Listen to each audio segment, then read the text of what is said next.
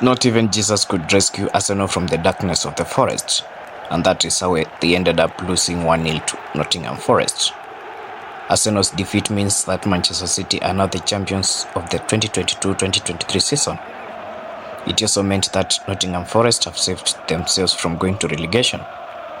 Having played 37 matches, Arsenal managed to get 81 points, which means that should they win the next match, they will gain a maximum of 84 points.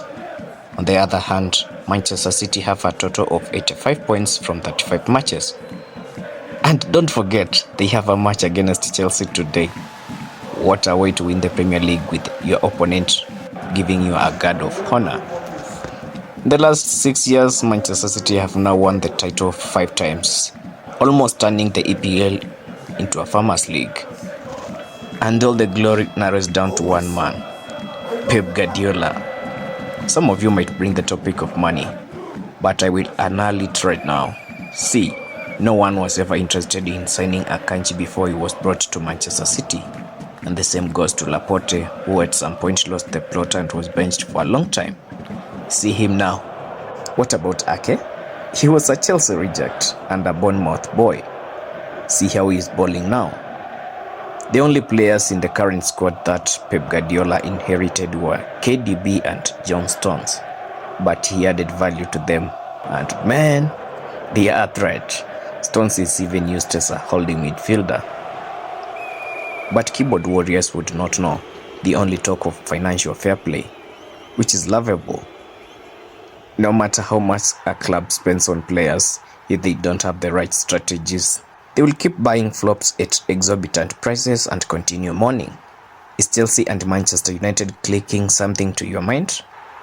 For example, Bernardo Silva cost Manchester City only £43 million, Pogba 90, Akanji £50 million, Maguire 80, Alvarez 17 million, Anthony Martial 52. I'll leave that to you. Look at Sancho and Anthony.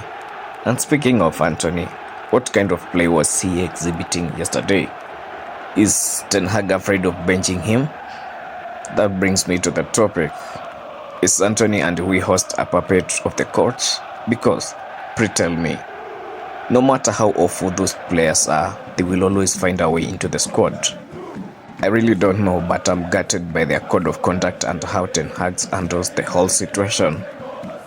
Anyway, Roberto Firmino could not sign off from Anfield better than scoring an equalizer against their bitter rivals, Aston Villa. Bobby, who joined Liverpool 6 years ago, would be leaving the club.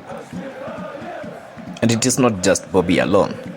Alex Chamberlain, Naby Keita, Arthur Melo, and the oldest member in the squad, James Milner, will all be exiting the stage.